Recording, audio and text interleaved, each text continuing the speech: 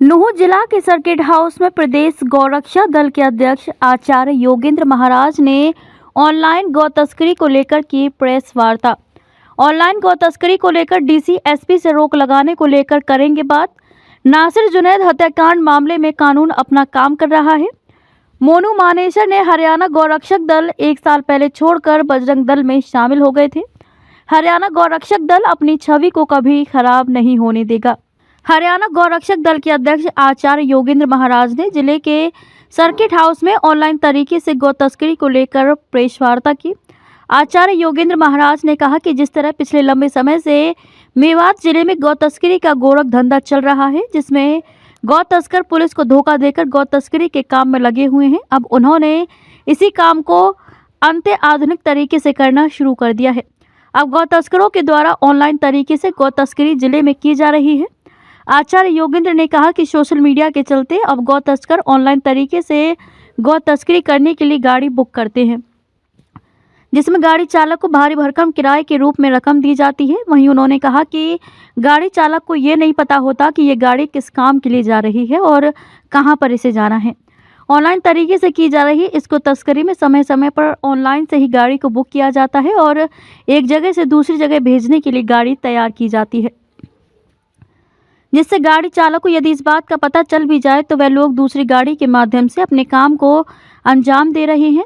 उन्होंने कहा कि गौ तस्करों के द्वारा ट्रांसपोर्ट कार में लगे हुए गाड़ी चालकों को ऑनलाइन से बुक किया जाता है और निर्धारित लोकेशन पर गाड़ी को बुलाया जाता है। गाड़ी चालक को ये नहीं पता होता कि गाड़ी में क्या माल भरा जा रहा है, इसकी जानकारी गाड़ी चालक को नहीं दी जाती है। आचार्य योगेंद्र महाराज ने बताया कि ऑनलाइन से बुक होने वाली गाड़ी का ये गोरख धंधा अब बहुत तेजी से गौ तस्करों द्वारा किया जा रहा है। उन्होंने कहा कि इस गोरख धंधे को विफल करने के लिए सभी ऑनलाइन गाड़ी चालकों को बताना है कि किस तरीके से गौ तस्कर ऑनलाइन तरीके से गाड़ी बुक कर गौ तस्करी कर रहे हैं। उन्होंने कहा कि यदि कोई गाड़ी चालक इस ऑनलाइन गौ तस्करों के साथ पकड़ा जाता है तो उसे गाड़ी चालक को ये कहने का भी मौका नहीं मिलता कि उसने ये गाड़ी किसके कहने से बुक की है, ये भी उसे पता नहीं चल पाता। इसलिए अब ये गोरख धंधा बहुत तेजी से फैल रहा है। वहीं आचार्य ने कहा कि जिले के डीसी से मुलाकात की है। मेवात जिले में जिन लोगों ने गाय पालन का व्यवसाय किया हुआ है, उन गायों की पशुपालन विभाग से पहचान कराई जाए और हर गाय का लेखा जोखा रखा जाए, ताकि गाय पालने की आड़ में कुछ लोग गौ तस्करी का भी काम कर रहे हैं, ऐसे लोगों पर भी लगाम लगाने का काम किया जाए। उन्होंने कहा कि जिले के डीसी से इस बारे में बात की जाएगी ताकि जिले में गाय पालने की आड़ में जो लोग गौ तस्करी का काम कर रहे हैं, ऐसे लोगों पर भी लगाम लग सके। आचार्य योगेंद्र ने कहा कि जिले की पुलिस भी गौ तस्करी रोकने के लिए काम कर रही है। जैसे ही गौरक्षक दल के द्वारा पुलिस को सूचना दी जाती है, तुरंत पुलिस भी मौके पर पहुंचकर गौ तस्करों को पकड़ रही है। उन्होंने कहा कि जिले के डीसी एसपी से आज ऑनलाइन ट्रांसपोर्ट यूनियन के बारे में बात करेंगे, जिससे ऑनलाइन तरीके से जो लोग ट्रांसपोर्ट का काम कर रहे हैं, ऐसे लोगों को इस गोरख धंधे के बारे में जागरूक करें। यदि जागरूक करने के बाद भी इस धंधे में जो लोग पकड़े जाएंगे उनके खिलाफ भी सख्त कार्रवाई की जाए। नासिर जुनैद मामले को लेकर आचार्य योगेंद्र ने कहा कि इस पूरे मामले में कानूनी कार्रवाई चल रही है, कानून इसमें अपना काम करेगा। जिसने जो भी अपराध किया है उसे सजा जरूर मिलेगी। उन्होंने कहा कि मेवात जिले के दोनों समुदाय के लोगों से अपील करता हूँ कि गौ हत्या करना अपराध है। प्रदेश में इसके लिए कानून बनाया गया है। इस अपराध को जिले से खत्म करना है, जिसके लिए सभी लोगों का सहयोग जरूरी है। उन्होंने कहा कि गौरक्षक दल की आड़ में कुछ लोग मारपीट करते हैं, लेकिन ऐसे लोगों पर अब हरियाणा गौरक्षक दल की सख्त नज़र है। हरियाणा गौरक्षक दल गौरक्षा के लिए बना है और ये हरियाणा सरकार से मान्यता प्राप्त है। मोनू मानेसर पर उन्होंने कहा कि मोनू मानेसर 1 साल पहले हरियाणा गौरक्षक दल को छोड़कर बजरंग दल में चला गया था। हरियाणा गौरक्षक दल अपनी छवि को कभी खराब नहीं होने देगा। मैं आचार्य योगेंद्र महाराज, अध्यक्ष गौरक्षा दल हरियाणा, आप सभी पत्रकार बंधुओं का यहाँ पहुँचने पर सर्किट हाउस नूंह में स्वागत है। और आज की प्रेस वार्ता का जो मुख्य उद्देश्य हमने रखा है, ये रखा कि बहुत लंबे समय से जो गौ तस्करी की बात मेवात में चलती थी और गौ तस्कर जो थे वो पुलिस को भी झांसा दे करके, गोरक्षकों को भी झांसा दे करके अपने तरीके बदलते रहते थे। तो अब जो सोशल मीडिया का जमाना है, तो बहुत से तस्करों ने अपने तरीके बदल दिए हैं और उस तरीके में जो आज आपके बीच में उस तरीके का मैं जो खुलासा करना चाहता हूँ, और मीडिया के माध्यम से हम ये बताना चाहते हैं समाज को भी और लोगों को कि आप सचेत हुए और इस गौ हत्या के कलंक को यहाँ से मेवात से हम जड़ से उखाड़ेंगे और बिल्कुल नहीं होने देंगे। तो इसमें जो है कि ऑनलाइन बुकिंग करके गौ तस्कर और अपने जो ट्रांसपोर्ट के भाई होते हैं, जो बेचारे अपना व्हीकल चला करके, जैसे छोटा हाथी है और संसाधन जो होते हैं किसी भी मवेशी को, जानवर को ढोने के लिए, तो वो अपना गुजारा करते हैं, परंतु वो एक बार फंस जाते हैं तो उसका पूरा संसाधन भी और उसका जीवन भी खराब हो जाता है। इन लोगों का जो तस्कर है इनका कुछ बिगड़ता नहीं है, वो इसको ऑनलाइन बुकिंग करते हैं। ऑनलाइन बुकिंग करने के बाद वो उस लोकेशन पर उसको बुलाते हैं और भाड़े के रूप में उसको ज्यादा पैसे देते हैं और उसको लोकेशन पे गाय चढ़वा करके उसके अंदर, और फिर यहाँ मेवात की लोकेशन डालते हैं। उस लोकेशन पर वो रात को रातों रात आता है और उससे वो गाय उतार करके पैसे देकर तो वापस भेज देते हैं।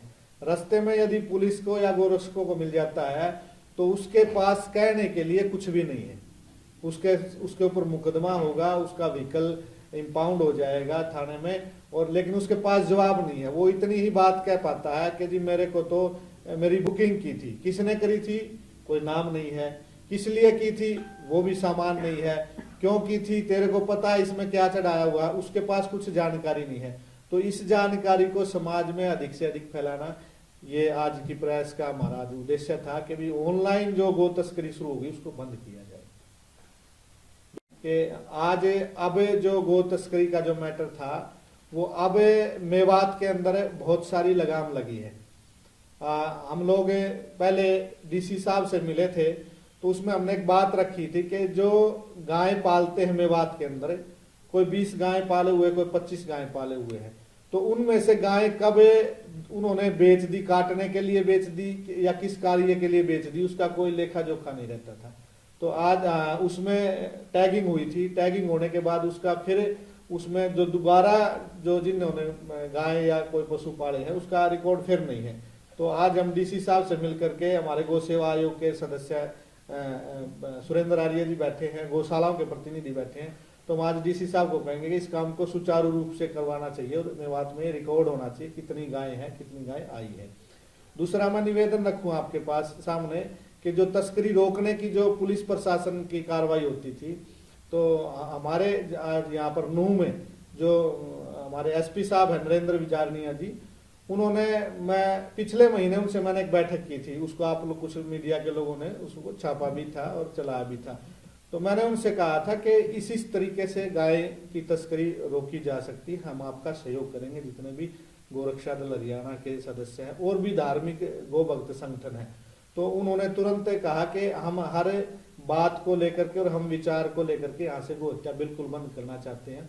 तो उन्होंने काउ टास्क फोर्स का निर्माण किया, 2-3 गाड़ियां हमारे को दी, और जब भी जिस भी थाने की आवश्यकता पड़ती है तो वो उसको टैकल करते, तुरंत कार्रवाई होती है। आज भी मैं एसपी साहब से मिलूंगा, हम आज इस बात को रखेंगे कि जो ऑनलाइन कार्य हो गया है, तो ऑनलाइन एक आदेश आज एसपी साहब से हम जारी करवाएंगे कि ट्रांसपोर्ट को एक आदेश किया जाए एसपी और डीसी के द्वारा कि जो जिम्मेदार व्हीकल वाला व्यक्ति होगा, यदि ऑनलाइन वो गाय लेकर के मेवात में आता है तो इस बात को लेकर के प्रेस वार्ता में रखी। नहीं, देखिए, नासिर और जुनैद के मामले में जो कानूनी कार्रवाई है वो कानून कार्रवाई के तहत कानून अपना काम करेगा। जिसकी भी जो गलती है उस गलती को जज है, कोर्ट है, वो डिसाइड करेंगे। मैं आपको यूं कह दूं कि उनकी गलती थी, उन्होंने ठीक किया, उन्होंने अच्छा किया, उन्होंने बुरा किया, तो हमारे कहने से वो बदलना नहीं है। लेकिन हम समाज में एक मैसेज जरूर देना चाहेंगे मेवात के लोगों को, चाहे मेवात में मुस्लिम धर्म को मानने वाले लोग भी हैं, हिंदू धर्म को मानने वाले लोग भी हैं और भी लोग हैं। हम उनको एक मैं बात जरूर निवेदन और कहना चाहूंगा कि यहाँ पर गो हत्या लीगल रूप से गैर कानूनी है। यहाँ मेवात में, हरियाणा में गो हत्या बंद है। तो यदि आप गो हत्या करेंगे उसके लिए हम लोग भी प्रयास करेंगे, क्योंकि हम एक धार्मिक एनजीओ हैं और हमारा एनजीओ सरकार से अप्रूव गाय के लिए है कि गाय की रक्षा के लिए, उसके तहत ही हम लीगल तरीके से काम करते हैं। तो और सरकार भी, पुलिस प्रशासन भी इस बात को करता है, तो वो कार्य देखिए, मैं यूं नहीं कहूंगा कि भाई पुलिस और बिजारनिया साहब के हम तारीफ भी नहीं कर रहे, एक जो हकीकत है वो हम बता रहे हैं। जैसे कई बार फोन किया और फोन करते थे तो क्या होता था कि तब तक गाड़ी भी निकल गई, आदमी भी निकल गए, तो फिर पुलिस आती है। या कई बार ऐसा भी वाकया होता था कि किसी गांव में गए तो तब तक गांव वालों ने हमारे ऊपर ही पत्थरबाजी कर दी, तब पुलिस पहुंची तो बीच बचा हुआ।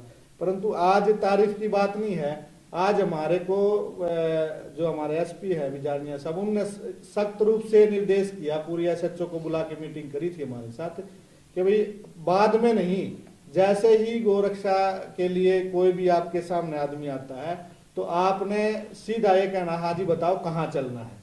और उन्होंने कहा कि कानून आपने अपने हाथ में लेने की आवश्यकता ही नहीं पड़ेगी, कोई नासिर जुनैद का मामला ही नहीं होगा, आप हमारे को साथ में लेके चलो और आप बताओ देखो जी ये काम हो रहा है, तुरंत कार्रवाई हो जाएगी।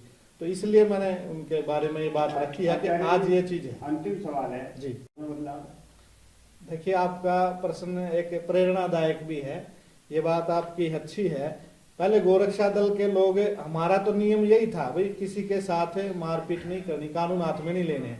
लेकिन जो, क्योंकि ये तो गो भक्त देश है, जो नए नए लड़के जुड़ते थे तो कोई ना कोई लड़का भीड़ तो भीड़ ही हो जाती है, तो मारपीट कर देता था, तो उसको हमने कभी स्वीकार नहीं किया और आज भी स्वीकार नहीं करते हैं, क्योंकि हम कानून हाथ में नहीं लेते।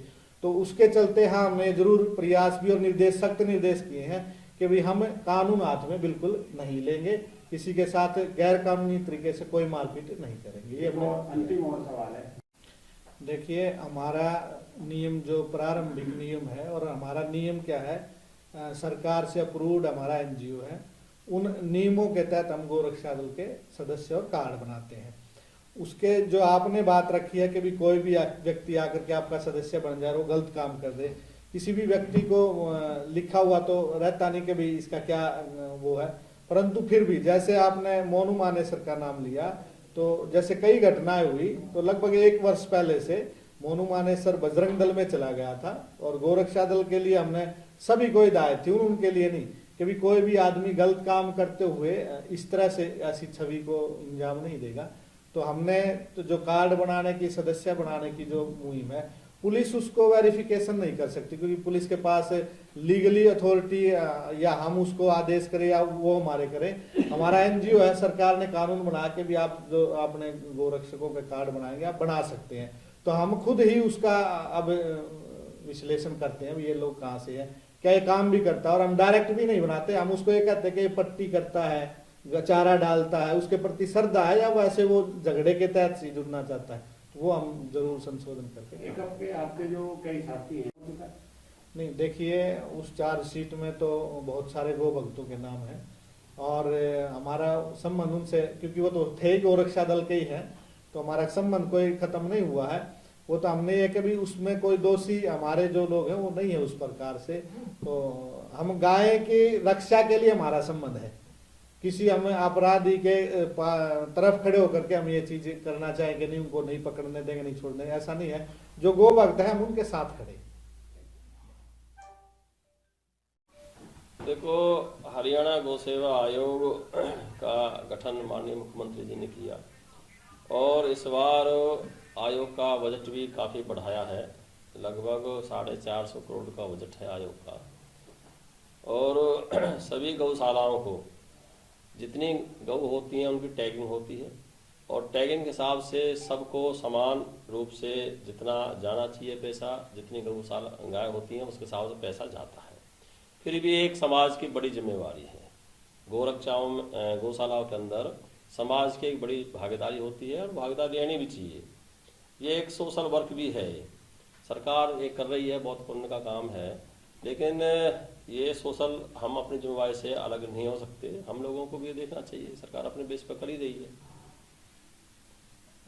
देखिए अभी पीछे सरकार ने एक योजना बनाई है, गो अभयारण्य करके योजना बनाई है, जैसे अपने पंचकुला में है, और कई जगह ऐसी जगह हैं जहाँ कालका साइड में है, या जहाँ पर 100, 200, 150 एकड़ ज़मीन है, गौशाला के नाम पर है, या फिर जो है अपने जो है पंचायतों में है, गोचरण भूमि के नाम से है। ऐसी भूमियों पर सरकार की योजना है, और वो काम हो रहा है कई जगह, तो वहाँ गोअभयारण्य बना रहे हैं। तो ये जो गायें डोलती हैं, जो है रोडों पर डोलती हैं, इनको पकड़ करके उनमें जो है गोअभयारण्य के अंदर उनमें रखा जाएगा, इस प्रकार की योजना बनी है।